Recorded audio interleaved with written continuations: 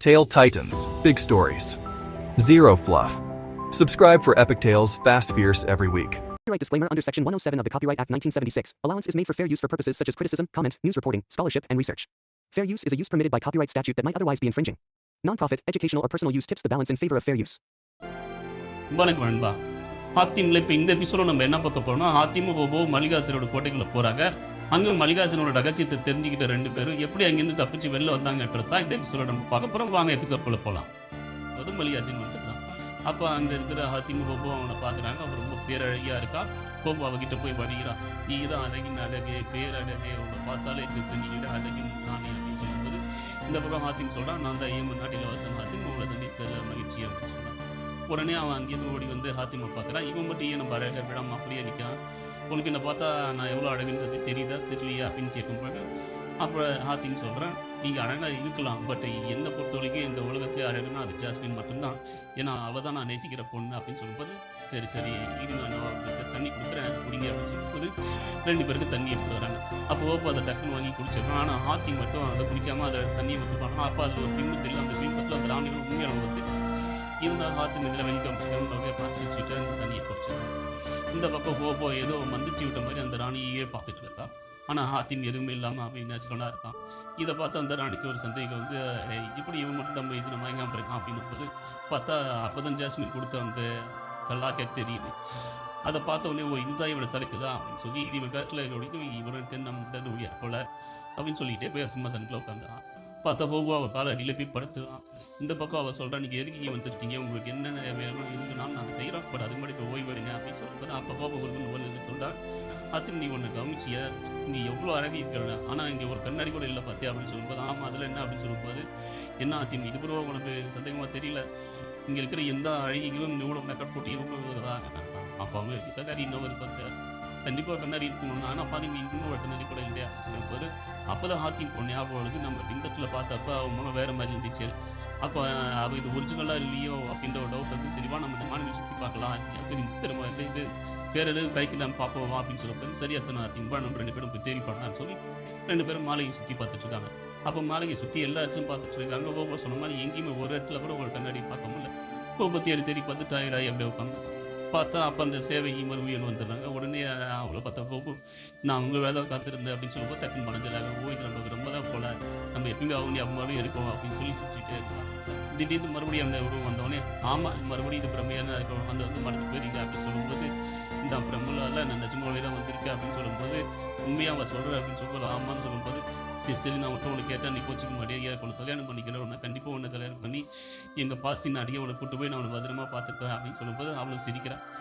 சரி நீ சொல்கிறத செய்வேன் நான் நம்புறேன் அப்படின்னு சொல்லும்போது இவங்க ரெண்டு பேரும் அந்த பக்கம் சொல்லி விட்டுட்டு கேட்டு இந்த பக்கம் மல்லிகார்ஜுன் போகிறத ஹோபோ பார்த்துப்பான். பார்த்த ஹோபோ அவர்கிட்ட எதுவுமே சொல்ல அப்படியே போயிடறான். எங்கே எங்கே என்ன உனக்கு காணாமல் சரி பார்க்குறா. பார்த்தா இந்த பக்கம் ஹோபோ ஹாத்தி ரெண்டு பேருமே அவள் பின்னாடி போயிட்டு இருக்காங்க. மல்லிகார்ஜுன் அவங்க ரெண்டு பேரும் வரது தெரிஞ்சுட்டு தான் அந்த பக்கம் போயிட்டு இருக்கான். அப்போ ஹோபோ பின்னாடியே போகும்போது டக்குன்னு ஹாத்திங்க அவளை பிடிச்சி ஹோபோ என்னாச்சு அப்படின்னு பார்த்தாரா ஹோபோ வந்துச்சு மறுபடியும் டக்குன்னு தெரியும். இப்போ ரெண்டு பேரும் அவளை ஃபாலோ பண்ணி போய் நிற்கும்போது அவள் அங்கே ஒரு இடத்துல சீக்கிரட்டாக கண்ணாடி வச்சிருக்கான். அந்த கண்ணாடியில் போய் நிற்கிறான். இப்போ ஹாத்திங்க ஹோபோ அவளை பார்த்துட்டே இருக்காங்க. பார்த்தா கண்ணாடியில் வேற ஒரு உருவம் தெரியும். அப்புறம் தான் ரெண்டு பேருக்கும் புரியுது கண்ணாடியில் தெரியறது தான் ஒரு ஒரிஜினல் முகம் போல இதுதான் அவள் போலி முகம் அப்படின்றது ரெண்டு பேரும் தெரிஞ்சுக்கலாம். இருந்தாலும் அவள் கண்ணாடி முன்னாடி நின்று அப்படி என்ன தான் பண்ணுறா பார்க்கணும் போது அவள் கண்ணாடியை மறுச்சு பார்த்துக்கிட்டு திடீர்னு அந்த கண்ணாடி உள்ளேயே போயிருக்கான். இதை பார்த்து அதிமுக என்ன பண்ணுறதுன்னு புரியல. எப்படி அவள் கண்ணாடிக்குள்ளே போனான்னு சொல்லி ரெண்டு பேரும் ஆச்சு பார்க்குறாங்க. சரி நாம கண்ணாடிக்குள்ளே போனால் என்ன ஒன்றுன்னு தெரிஞ்சுட்டு போதவா போகலாம் அப்படின்னு சொல்லி அதிமுக ரெண்டு பேருமே இந்த கண்ணாடி உலகத்துக்குள்ளே போயிருக்காங்க. என்னதான் அவங்க ரெண்டு பேரும் கண்ணாடி உலகத்துக்குள்ளே போனாலும் அதுலேருந்து திரும்பி எப்படி வெளியே வருதுன்னு அதிமுக தெரியாது. அதனால அதிமுக ரெண்டு பேரும் பேசிட்டு இருக்கும்போது அதிமுக சொல்கிறான், நீ ஒன்றும் கவலைப்படாத, நம்ம எந்த வழியெல்லாம் வந்தோமோ அதெல்லாம் மார்க் பண்ணிட்டு போவோம், அப்போ நம்ம திரும்ப வந்த வழியாக வரமாட்டோம் அப்படின்னு சொல்லும்போது வேணாம் ஹாத்தின்னு எனக்கு இன்னமும் இருச்சா தோணுது, இவ்வளோ பெரிய இடத்துல நம்ம மாடிக்கூட திரும்ப வெளில போகிறதுக்கு கஷ்டமாயிடும், சொல்கிறதுக்கு எவ்வளோ திரும்பி போயிடலாம் அப்படின்னு சொல்லி கேட்பான்.